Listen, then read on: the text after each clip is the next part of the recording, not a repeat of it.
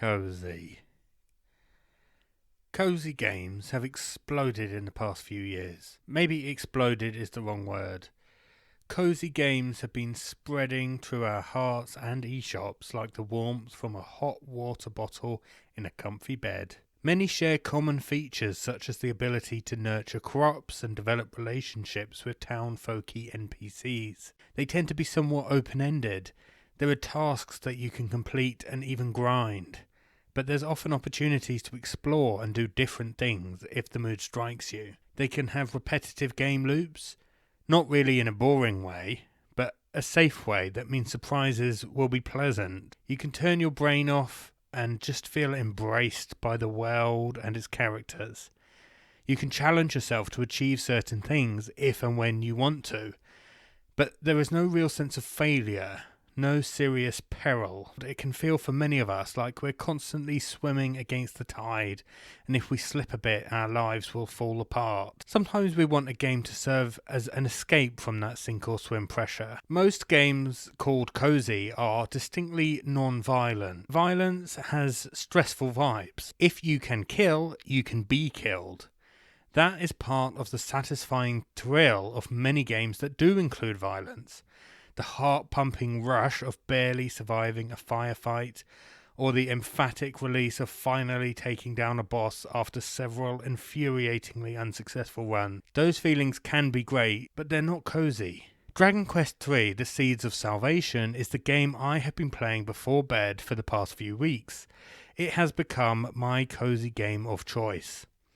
It is a classic JRPG which originally came out in 1988, and has been remastered and ported several times since. I have been playing it on the Switch, a handily portable edition of the game with a few quality of life improvements, such as a quick save feature. The world and mechanics of the game are easy to fall into, but deeper than you might expect at first glance. There is a satisfying loop of discovery and exploration. You venture slightly beyond where you went yesterday, and you will often find an area or a mechanic rich with new content. I find a gentle but rewarding sense of progress most times I pick the game up. Stumbling across a town at night and talking to the people in it, only to notice in the morning that everybody's gone and the buildings are crumbling, gave me a sense of discovery and wonder which embody the core joy of the game. The main element of customization in the game is the party system. You can name your party members, choose whether they are men or women, choose their classes, and change their personalities through the use of special items in the world. Your main character's personality is initially determined by a kind of proto-BuzzFeed personality quiz at the beginning of the game. Not all armor changes will show up visibly on your character in this version, but there's always the catsuit. This flexible party system makes it an ideal game for multiple playthroughs. In a way, replaying a game like this can be an even cozier experience.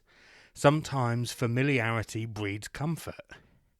And if you have played a classic JRPG before, even a game like Pokemon, many of the mechanics will already be familiar. The first few Dragon Quest games set the standard for the whole subgenre. The NPCs make the world feel alive and coherent.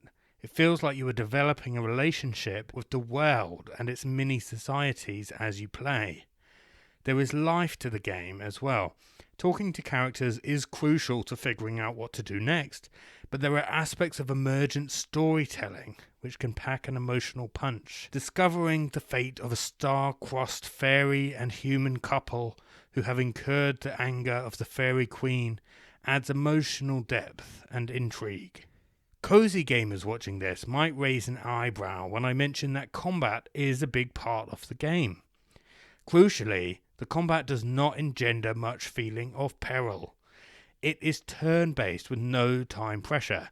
Fights happen at your pace. In most versions, you have the choice of whether to choose your party members' moves or whether to let them decide what to do, taking the pressure even off of decision-making in battles if you don't want to have to think too hard, but giving the option of meticulously planning your approach if that's what gives you satisfaction. The strength of the sometimes surprisingly cute monsters you will encounter vary depending on the area you are in. They don't get stronger as you do.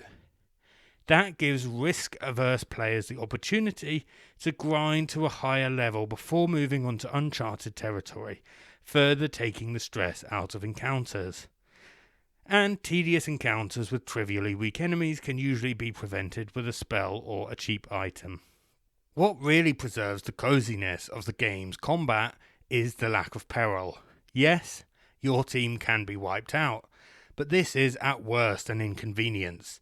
You end up back at the last town you saved in with a bit less gold. The ease of healing plays a role in this too. Healing items and spells are available from early in the game.